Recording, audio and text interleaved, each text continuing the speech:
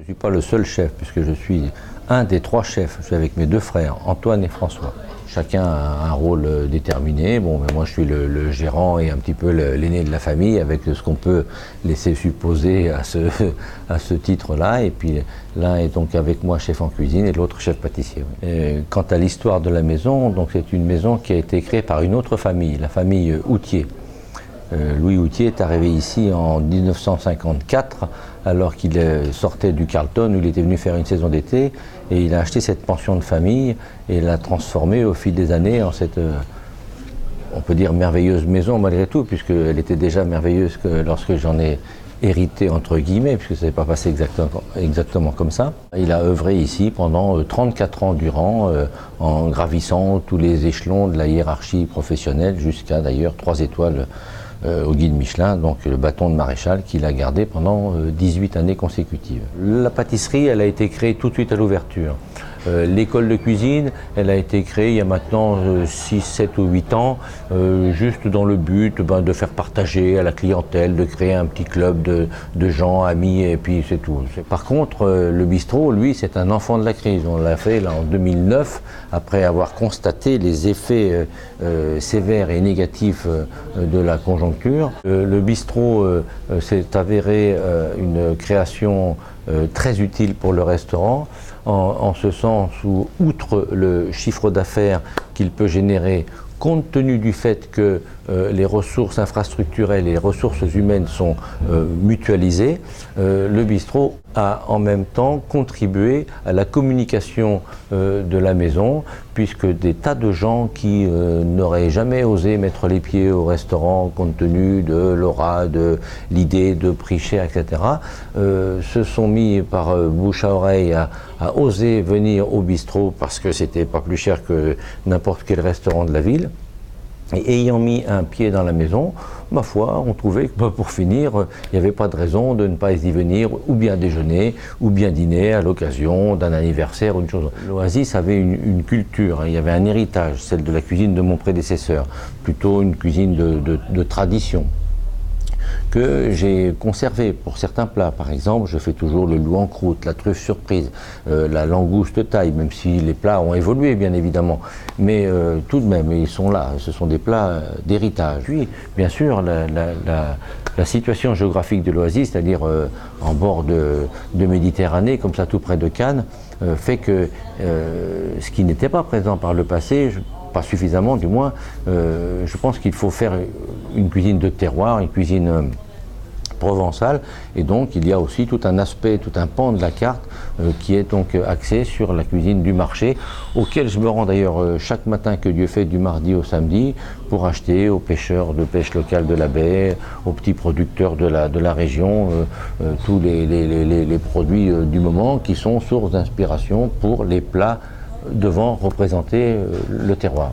La cuisine que l'on peut pratiquer de tous un chacun des chefs de cuisine est toujours le reflet d'un vécu, d'un parcours. Or, 9 années de ma vie passées au Japon ne peuvent pas ne pas laisser de traces. Donc, bien évidemment, il y a une petite partie de la carte, un tiers en gros, je pourrais dire, qui fait appel à cette inspiration extrêmement intéressante au demeurant, donc appelée maintenant cuisine fusion.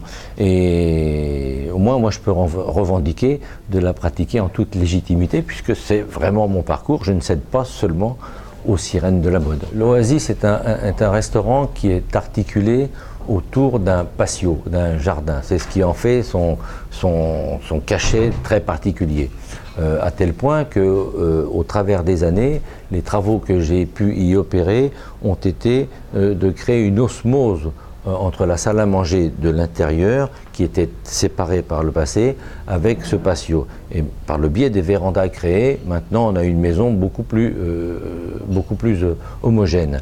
Le fait de vivre autour d'un jardin, d'un patio, je pense, implique une qualité de service différente de celle que l'on peut attendre dans un palace cannois ou monégasque, etc. Et dans un jardin appelle plus à la gentillesse, à la simplicité, au plaisir de faire plaisir, mais de façon plus spontanée, moins Je ne dis pas que les palaces sont obséquieux, je ne suis pas dans mon rôle que de dire ça, mais tout de même. Et donc, j'attache une importance toute particulière à cette façon d'accueillir et de servir les gens. J'essaie d'en faire part à mes équipes, et puis moi-même, en tant que leader, quand ils me voient évoluer avec les gens, parler avec les gens, etc., je leur montre, me semble-t-il, l'exemple de ce chemin-là. Alors, je suis Grégory Mireille, je suis le nouveau chef de l'hôtel de Mougins depuis le mois de février. Donc, arrivé de la région du Poitou-Charentes, où j'étais chef au château de Curzé, qui est un relais château. J'ai travaillé à Monaco et à Menton auparavant. J'ai commencé en tant que commis à l'hôtel Meurice. Après, je suis parti à l'Astor, qui est un 2 étoiles, qui était sous la houlette de Joël Robuchon. Donc je suis resté un peu plus d'1 an là-bas, et après je suis parti à l'atelier de Joël Robuchon pour faire l'ouverture. Et après ça, on m'a permis d'aller à Monaco, au Métropole à Monaco, toujours avec Joël Robuchon. Sans brigade, on n'est rien, entre guillemets. Donc là, c'est vrai qu'on a mis du temps, mais on a réussi à former une belle brigade. Je suis accompagné de mon second depuis le mois de février, et voilà, c'est essentiel, la brigade. Avec l'asphalte, ça se passe très bien. Sébastien Palais, qui est le directeur de la restauration ici, qui est là depuis 3 ans, qui a fidélisé aussi les clients, qui est essentiel aussi. Et voilà, ici on a quand même une clientèle d'habitués, donc pour pas changer les mœurs, donc on a essayé de garder un peu le concept qu'il y avait avant. On a voulu juste différencier justement le service du midi, qui est bistronomique, et le soir, qui est beaucoup plus gastronomique. Donc voilà, on a changé des choses, mais on a essayé de pas tout changer en même temps pour pas affoler les habitués. C'est une formule qui est à la base japonaise, où on a en fait tout son repas sur un même plateau. Donc c'est une formule que nous proposons ici à 22 €, et donc vous avez plusieurs petites entrées, un plat principal, une viande ou un poisson, et trois petits desserts. Donc vous avez tout votre repas en une fois sur un plateau en fait.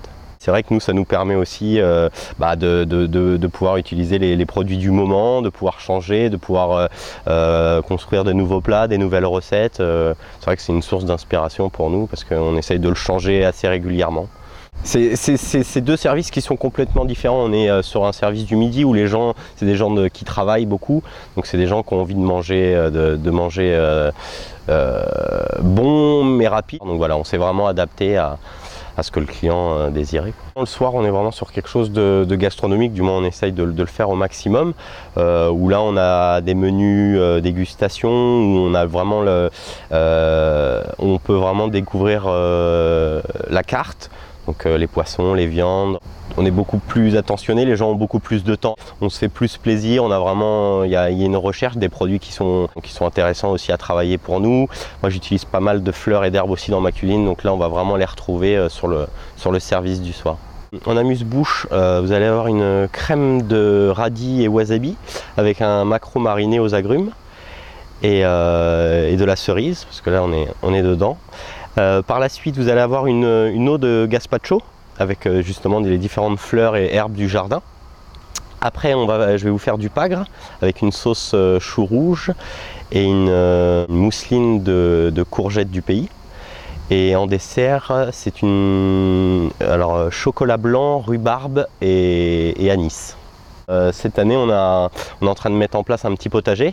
Donc bon, ça se construit aussi, il faut du temps, mais c'est vrai que c'est une source d'inspiration pour nous les chefs.